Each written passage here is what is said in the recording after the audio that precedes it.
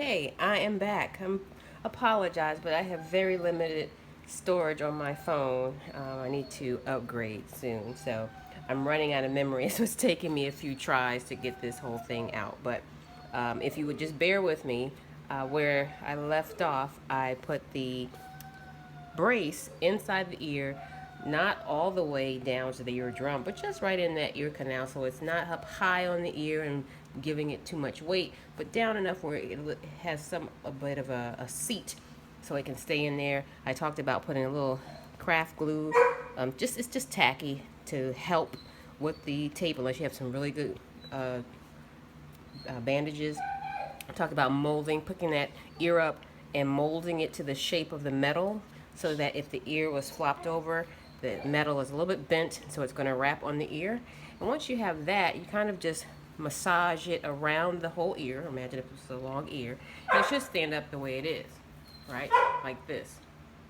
So excuse my puppy in the background. She wants to come out. All right, now what are we going to do? We're actually going to wrap the ear. This gives it the brace. We're going to wrap the ear. And what we can do is we can either use the same tape or use a smaller or less wide bit of tape, but I like to use the wide tape. And I'm going to set a few out. This is stuff that you would have done ahead of time. But since I'm not fighting with a dog, I can do this as I go along. All right, I'm going to take a strip of it. Make sure it's long enough to wrap around the ear, and then come in as a V and tuck it all the way into the ear canal on each side.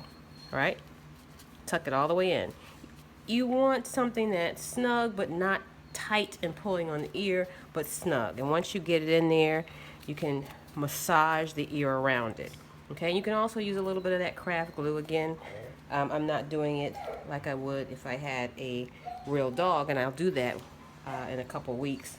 But I might put just a couple dabs of that, put it on the back of the ear, and in a V shape, wrap it around and put it into the ear, and it would go into the ear canal. It'll look something like that, right?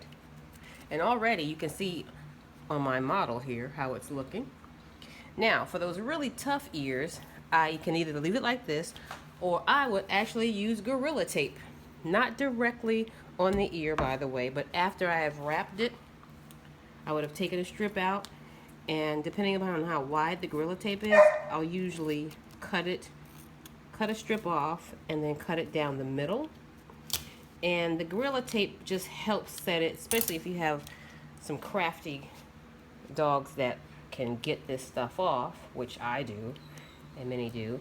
I would use this just to wrap it around. You don't need a lot of it because it's heavy. You don't want to put too much weight on the ear. You just really want to keep it secure, and this is one of the best ways to do it.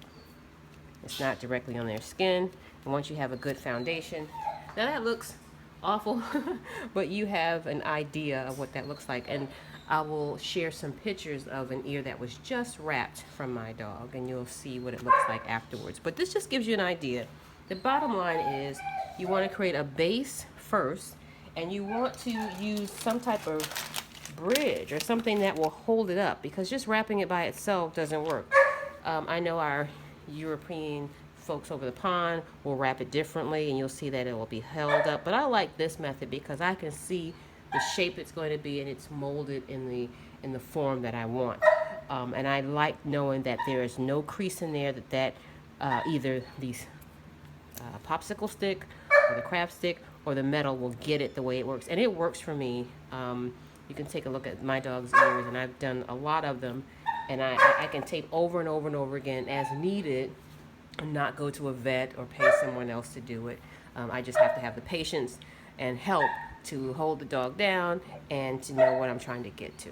Okay, I hope this helps.